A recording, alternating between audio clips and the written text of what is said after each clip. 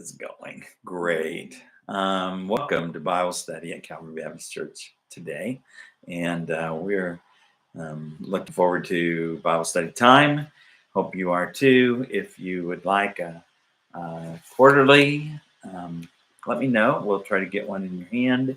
We have some extras around here, and we'll try to help you with that. We've started out the first of this month with a new unit. Talking about living life connected to Christ. And so it's based on John 13 through the next few chapters as Jesus meets with his disciples in the upper room, as he does some last minute teaching and, um, you know, final words, whatever, gets them a little more prepared to face what's going to happen. And then, of course, he is arrested, tried, crucified, and raises again. So that's where we're going to head anyway, because Easter's coming, April 17th. So that's where we're heading. And then I was kind of excited about the unit after this that we will look at, and in the next quarter. No, this quarter. I'm sorry, I was looking and thinking that ain't right.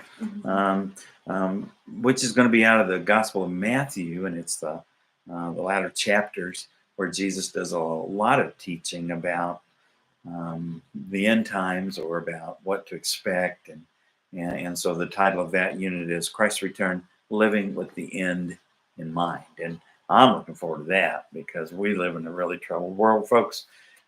We can look at the signs and say, well, is this the right thing? Is Jesus coming? Yes, we need to know that Jesus is coming. And we're not sure what day. We don't know the hour, but we do know that he is coming, and we can have confidence in that. So we've looked at a couple of topics already, and actually I'm not even sure you've gotten a good video on this, but hopefully our internet troubles are solved. We're going to try today and make sure everything worked good Wednesday night. So we're going to hope that it does today. And so a couple of things we've looked at was a life of humble service and a life of loyalty. We saw Jesus washing the disciples' feet a couple of weeks ago, which was a sign of humble service. He really did set the example for us to follow. And then last week we looked at the betrayal that was coming through Judas, and then Peter speaking to Jesus about being faithful and being true and following him. We pick up there within the latter part of John 13, and then we will dive into the first few verses of chapter 14, which you probably already know is a great discourse from Jesus. We quote it often. Matter of fact, you probably even have it memorized, at least verse 6 of chapter 14. So let's dive right in, and we'll talk about a life of trust. And let me just kind of give a little setting here as we begin, even more than what we already have. It's late Thursday evening. It's early into Friday morning. We don't know the exact times, but we do know it's somewhere in the year, more than likely AD 30, in that process. Jesus' crucifixion is coming, and so he is giving those last-minute instructions to his disciples. Of course, this is the night of the Passover, and so he has met with his disciples in the upper room. They have observed a Passover meal, that he has made a new covenant. And so he has told them that when they drink the cup, that this is his blood. And when they eat the bread, that this is his body that was broken for them. And they're about to see that lived out as Jesus has established this new covenant. Of course, the Passover commemorated the deliverance of God's people, the Hebrews, out of Egyptian bondage. Some would say 1446 BC, give or take a few years. And so anyway, Jesus has had this commemorative meal with his disciples, and he still continues to teach them things that they need to know because he is going away. So here we are, and we're living a life of trust. So we begin in John 13, verses 36 through John 14:1. And Jesus has said he's going away. In verse 36, it says, Lord, Simon Peter said to him, where are you going? And Jesus answered, where I am going, you cannot follow me now, but you will follow later. And again, verse 37, Peter says, Lord, why can't I follow you now? I will lay down my life for you. And then Jesus replied, will you lay down your life for me? Truly, I tell you, a rooster will not crow until you have denied me 3 times. Don't let your heart be troubled. Believe in God. Believe also in me. So we begin learning about a life of trust with the fact that we are to trust God rather than our own abilities. Notice that Jesus addressed the disciples, and when Peter asked him the questions, he called him Lord twice. That's a frequent term in the New Testament. Throughout the scriptures, it talks about the Lord as being God himself. And so Peter, who has already made that great confession at Caesarea Philippi, and he has said, thou art the Christ, the Son of the living God. He's now confident that Jesus truly is the Messiah, but he still doesn't understand what that means. But he calls Jesus Lord. Just some facts here in the commentary that we use in our Sunday school. The word Lord occurs in the Greek New Testament 675 times, and it appears in all books in the New Testament except Titus and 1 John.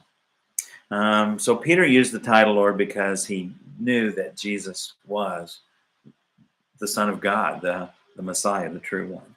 So he recognized that, but yet he still was human, wasn't he? And just within a few hours, he was going to deny Jesus. Matter of fact, we know what happened when he got in the garden, don't we? We read the Synoptic Gospels, and we read where Peter whacked off the high priest's servant's Malchus ear, with his sword, his little dagger, the little knife that he carried. So Peter asked Jesus, where are you going? Isn't it interesting in this discourse where they've not only been surprised that Jesus, the greatest of all, has washed their feet and humbled himself before them, but now he's also said to them, one of you is going to betray me. And he tells Judas, go and do it quickly. And he sends him out. And so in the midst of all this, wondering what's going to happen, what's going on, confusion, thank goodness they got back to a question and answer with Jesus. And so Jesus tells him he's going away. And Peter said, what do you mean you're going away? And Jesus also said to them, you can't go with me now. And Peter said, where are you going? I want to go with you, because Peter's already said, you won't wash my feet, Lord. And then when Jesus said, if I don't wash your feet, I won't have any part of me. Then Peter says, oh, wash me all. Wash my ears, wash my head, wash my toes, get in every little crook and crevice, make sure you get my elbow pits and things like that. He's taking care of all that, and Jesus is like, you don't get it, Peter. You don't get it. So anyway, Peter says, where are you going? And Jesus says, where I'm going, you can't follow me, but you will follow me later. And, there's a lot of speculation. How far down the road did Jesus think? How far did that go? Was he just thinking of the fact that they were going to the garden? Jesus would be arrested, and then the disciples would scatter, but then Peter would try to follow. Or was he actually even thinking of the cross? That Jesus would go to the cross, he would die, he would rise again. Because we do know through church tradition that Peter also was crucified on a cross. But Peter said, I'm not worthy to be crucified as the Lord. And so he insisted that if they were going to kill him and martyr and become a martyr, that they would turn the cross upside down, because he said, I'm not worthy to be crucified like my Lord. So, and that was probably during the persecution of Nero, AD 65, 66, somewhere in there. Okay, so Jesus used those terms now and later, just to let the disciples know that now you can't follow me, but throughout your lives, you will be martyred and you will have to sacrifice all that you have. So Peter, he said, why can't I follow you now? I will lay down my life for you. And that Peter, he just couldn't keep from sticking his foot in his mouth, foot and mouth disease, whatever. He just couldn't keep it from happening, could he? He failed to understand what Jesus was really telling him. He said, "I will lay down my life for you." He was sincere in that. He meant it. How many times have we said things at the moment, meaning it as best as we understand it? But then there's some things that we just don't really understand. I know he was sincere. You know he was sincere because he did try to defend Jesus with his little dagger in the garden. But Jesus said to him, will you lay down your life for me? Boy, that's really hard, isn't it? Will you go all the way for me, Peter? And then Jesus told him, I tell you, a rooster will not crow until you have denied me 3 times. We tend to think of, that being roosters actually crowing, and maybe it was. We don't really know. When we were in Israel, when we first got into the city of Jerusalem, and we began to explore the area around the Temple Mount, our guide took us to the southwest corner of the temple and showed us on the southwest corner of the temple, there is a little portico or like a little porch thing that, sets out. It's not very big. It's just really a hole, kind of big enough for a man to step out. And he said that when the sun would get, of course, it was southwest corner, so the sun is coming up in the east, and when it would get to where you could see there was almost morning, that you could begin to see shadows, that was dawn, and he would blow the trumpet, signifying the beginning of the day. And then the officials in the temple would come out, and at the top of their lungs, they would tell about the festivities or the things happening in the temple that day, because the temple was a busy place. People were always coming to offer sacrifice, to worship, to do all kinds of things. And so they would come out there and they would shout that out to where anybody who was waiting to enter the temple would know, oh, this is how this is happening. It was kind of an itinerary type thing for the day. Was there a real rooster in the area? Well, it's hard to know. There aren't a lot of homes, personal type homes, right there in that area. So it's hard to know. The city of David is just to the south. Perhaps you would have heard a rooster. But that made a lot of sense to me when he talked about that. Is a rooster predictable? Some days you can set your clock by, if you watch the weather the night before and the weatherman said, sun will rise at 6:14 or, 6:13 and 22 seconds or whatever. The rooster might get it right. Who knows? But Jews, because they were so particular with the law, they were probably a little more accurate than that. And I'm sure once they could see that there was daylight coming over the walls of the temple from the east to the west, the day began. And so that made a lot of sense to me. Either way, before dawn had come, before the rooster crowed or a trumpet blast blew, Peter denied Jesus 3 times. What does that mean to a Jew? Happens once, it happened. Happens twice, beware. Happens 3 times, it's an absolute. And so the absolute, total, complete happening meant that Peter had fully and completely denied Jesus. There's no way getting around it. He hadn't just, oh, I made a mistake kind of thing. He had totally denied him. And Jesus said, it'll happen. You'll deny me 3 times, which made a complete out of the situation. Um, and then because of the breakdown of chapter and verse that we have, they didn't always get it in the right place. I do think it's right that Jesus taught them what comes next in John chapter 14, but perhaps 14:1 should have been the last verse in chapter 39, because what does it say? It says, don't let your heart be troubled. Believe in God. Believe also in me. And what was Jesus doing even to the end? He was consoling Peter. Peter, you're going to deny me 3 times. It's going to be complete. It's going to be total denial. But don't be troubled about it. Don't get upset. Don't let it consume you, because you can believe in God and you can believe in me. The word "don't let your heart be troubled." That "let" in the Greek literally means don't give your heart permission. In other words, we can become so tempted to allow the defeats of our lives to overwhelm us, to consume us, to get us down, even keep us from God. I've met lots of people through the years who would not forgive themselves, even though God has tried multiple times to let them know they're forgiven. Jesus said to Peter, do not give your heart permission not to be troubled. You've got to believe. The only thing that's going to get you through the difficulties and the hardships and the heartaches and even the broken promises in our own lives is putting our faith in Jesus Christ and trusting in God the Father. That's it. So we must not allow our hearts to be troubled. Don't give them permission to do that. We must believe in God. Jesus said, also believe in me.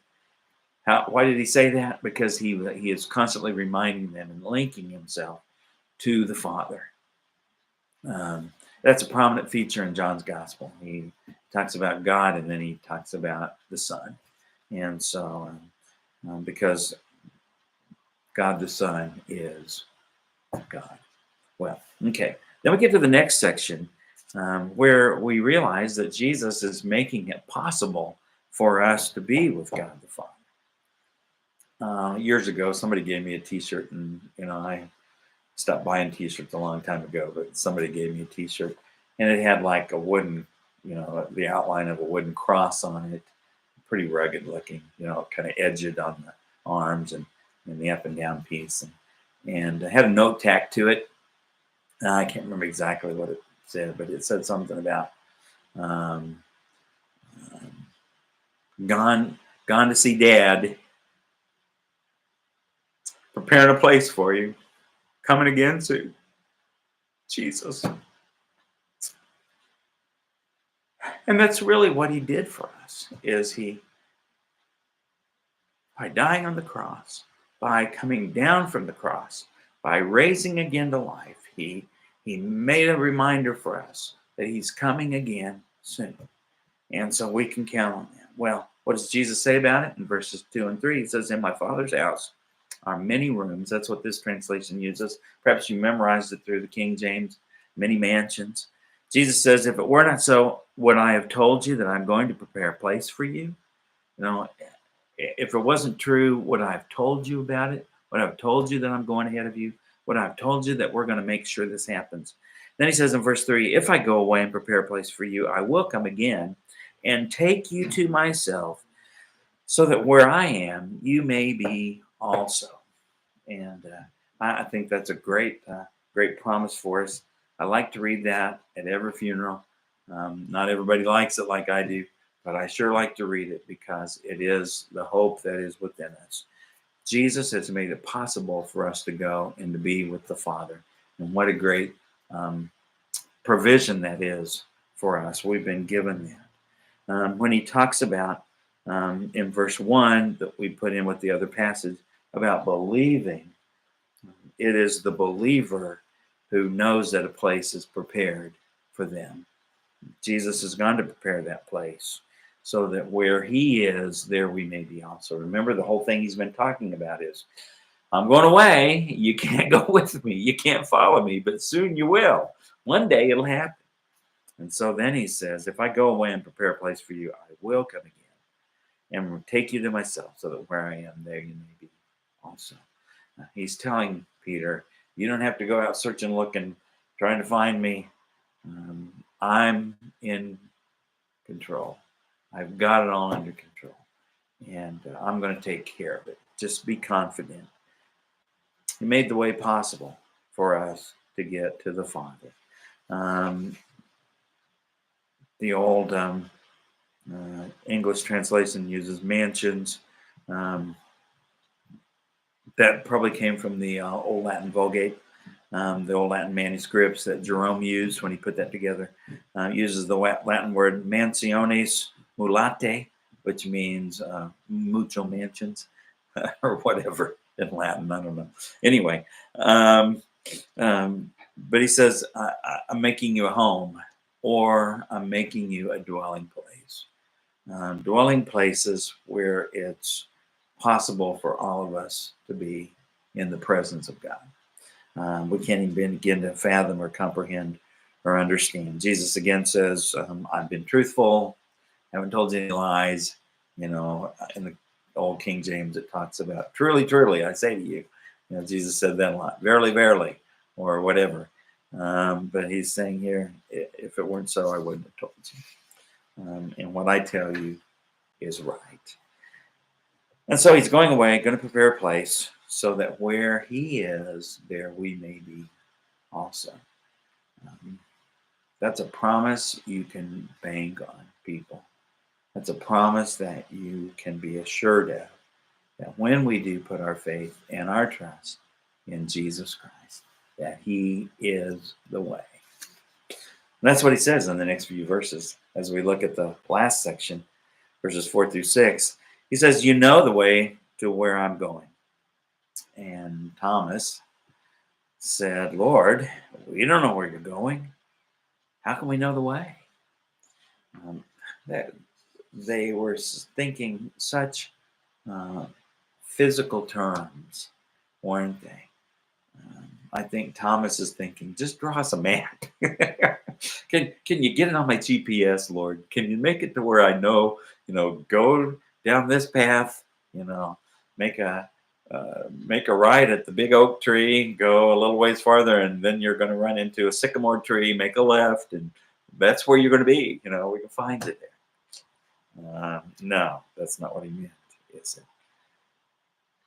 Thomas said, we don't know where you're going. How can we know the way? But in verse 6, Jesus told him, I am the way and the truth and the life, and no one comes to the Father except through me. He is the way, he is the truth, and he is the life. And that is really the main point of this lesson. We can trust Jesus because he is those things. And notice that he used the definite article. We kind of use articles, loosely. We say, oh, it's this, or oh, it's whatever. But in the Greek, the definite article meant everything. And when he says he is the way, the truth, and the life, it means with confidence that that is it. That's them. They're nowhere else. Can you find parts of truth other places? Maybe. Are there people who claim to have truth? Yes. Do they really have the full truth? Maybe some. Maybe not all. But Jesus is the truth. Truth is not a fact. Truth is the embodiment of a person, and that person is Jesus Christ. He is the way. There is no other way. Don't believe it when people tell you there's multiple ways to get to the Father. There aren't. That's just as plain as it can be. There is no other way but by Jesus. You either do it Jesus's way or you do it no way. Now, folks, I didn't make the rules. I'm not the one who's telling you that that's the way it is because I get a commission. It doesn't work that way. I'm telling you because it's the truth. If we believe any part of Jesus as being true, as the Son of God, we have to believe every part. He said that he is the way. And then he said he is the life. There is no life apart from Jesus Christ. If you put your faith and trust in Jesus and you're living for him every day, there's no life like it. There is no life like the life that Jesus gives. It doesn't mean it's always easy. Doesn't mean it's pleasant sometimes, but it is abundant. And he promises he'll never leave us and he'll never forsake us. So this life is good, but he also gives us eternal life. Zoe Ionios means it never ends, life that never ends. And in him, we can have that kind of life. No one comes to the Father but through him. That's the gospel presentation. The way, it's used 101 times in the Greek New Testament. Not just to tell the path, but it mostly is used to tell how to live your life, how to live it right. And after Jesus ascended into heaven and the church began to take traction or get traction and take root in the world, there was one place where they were called the way. The Christians, the church, they were called the way. Jesus declared he was the truth, used 109 times in the Greek New Testament. Everything Jesus said and did was true. And there's no falsehood in it. Then he affirmed he was the life. That's used 135 times in the New Testament. His life was the way we should live. That's pretty hard to swallow sometimes, but it's true. Jesus lived in full obedience to the will of the Father. And you might say, well, he could do that because he was all God and he was all man, and we're not. Well, that's true. But if we put our trust in Jesus and we invite him into our heart and into our lives, we are now reborn. And the possibilities are endless. The gospel makes it possible for you and I, not in our own strength and not in our own might, but through the power of the Holy Spirit, to become obedient to the will of God. So, no one comes to the Father but by him. The only way to be saved is through Jesus. Peter said, no other name given among men whereby we must be saved but the name of Jesus. No other way, folks. He is it. And I have a little poster behind me. I'm out of time, can't show you, but just as a gospel presentation. Maybe we'll look at it next week. Talk about how it is that we come to faith in Jesus Christ. Well, God bless you. Easter's coming, and hope you make your heart ready. Bye-bye.